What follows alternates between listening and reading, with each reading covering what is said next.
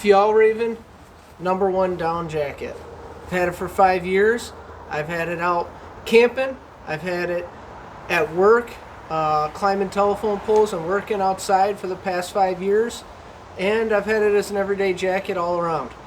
So stick around and I'll tell you what I think of it.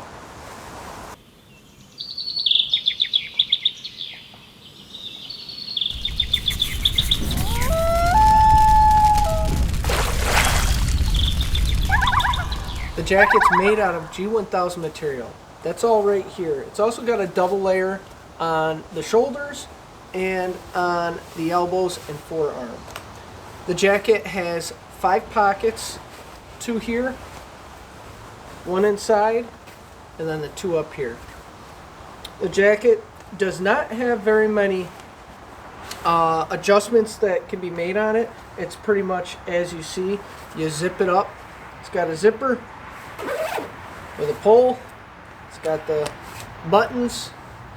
It's got buttons here, you know, and it's got the hood. And that's pretty much all the features that it really has. In my opinion, you're not buying this jacket for the features. There's really not a lot going on as far as features are concerned. You got typical stuff that any jacket's going to have. The things that you're looking for in this jacket on why you're going to buy it is because you're looking for something that you want to wear all the time. It's your everyday jacket. It's a jacket you can wear out working. Like I said, I took it out working. I'd have a ladder on my back. I'd be climbing telephone poles pretty much on a daily basis with this jacket. I also would take it out camping, and it also served as my everyday jacket around town. I could wear this comfortably at events just as much as I can in the woods. It is lightweight and it is warm. Alright, as far as wear and tear goes on this, how well did this hold up? It held up excellent. I have literally, like I said, put it through its paces, and you can tell on the forearms and you know, areas around the cuffs and everything. I've got dirt and grime that's built up, and it almost just gives it character. I don't care to wash it. I think that it actually looks good just the way it is. I don't have any wear and tear on the shoulders, which I figured I would after a certain amount of time carrying a ladder on my shoulder while working, or carrying, you know, tree limbs when I'm trying to make a fire, chopping up wood, doing everything I'm going to do in the woods and out on the job site. And yet this has held up great. The other thing that's surprising is how well this zipper stayed. I haven't had any problems with this zipper ever coming apart at the bottom. I haven't had an issue with it you know, getting stuck, frozen. It's actually performed really well. It's got this big pull tab, so when you got gloves on, you can easily rip it down and open it up. It does have the buttons, but I don't know if I have ever really used them very often. It's got buttons here. I pretty much always keep this one closed and this one open because I would put my phone in there, or I'd put something in there while I was up on a pole trying to do something. I could grab my phone real quick, look at a map, and then put it away while I was trying to troubleshoot. So that was kind of nice. It's got your buttons down here. I can definitely tell you this is the one weak spot of this jacket. I've actually heard other people with the same issue where this starts to tear, and I think that's just because it sticks out.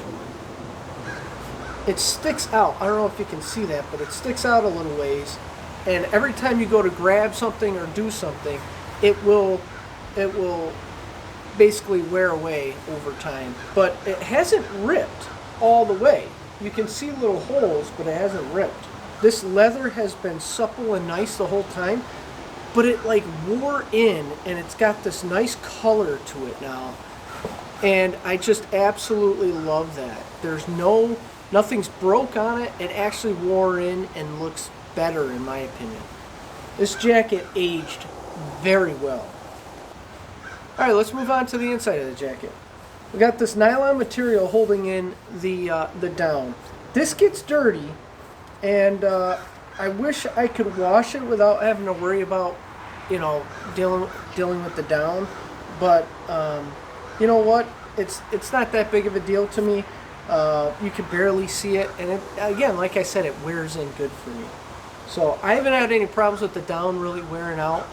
I mean, you might notice it if I were to do a test of some sort when I first got it to now, but I haven't noticed it. It still keeps me warm in the same temps as it always has.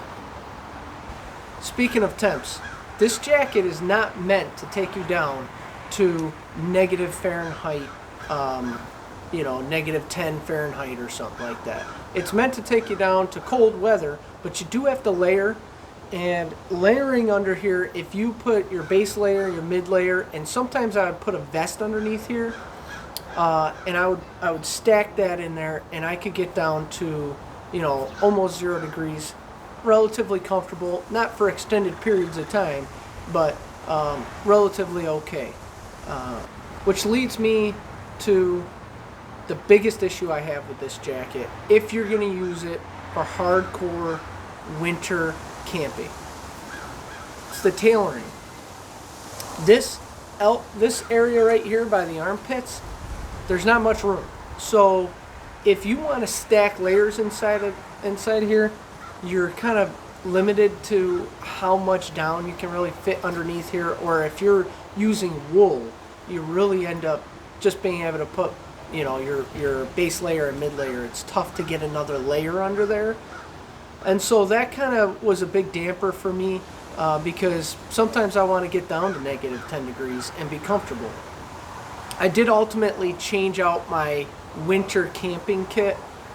This is still good for winter work and winter around town, but hardcore negative 10 degree winter camping trips, it does fail my check box for that. I think I just don't feel right saying it's perfect for that application. Hot tent camping, excellent for that. No problem with hot tent camping. This G1000 material will keep you from burning it up, and it can take a little bit of a spark. I've been around plenty of fires with this thing without any issues.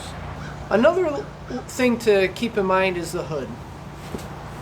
This hood has no adjustments. There's no way for you to tighten this down or change how it looks or feels. It fits me pretty much the way I want it to fit out of the box, and that's good. And I can get a decent seal, but if I really wanted to cinch this down, I couldn't do it. So that's one thing to keep in mind. I love the leather, but there's just no adjustability there. So the other big thing that I have with this is actually being able to hear while it's up. This nylon on the inside of the hood, when you're moving it all, you hear it. And it can be quite bothersome while you're trying to have a conversation with somebody and you're hearing a little crinklies. It's definitely not enjoyable when, like if I'm on my phone and I'm up on a pole trying to work on something and I got my hood up, you can kind of hear that, and it makes it difficult. So I end up having to go like this, put it down, take the phone call or do whatever I'm doing. Or I do speakerphone and I hold it out here, so that way they're not hearing that rustling around. Another thing that's kind of a pet peeve of mine is there's no hand warmer pockets. It's just the G1000 material right here. So inside here, if you put your bare hands in there, they will get cold. I'm not sure why. A lot of manufacturers do that, and I think it's because they want to keep it lightweight, slim profile, and they figure you're going to wear gloves anyway.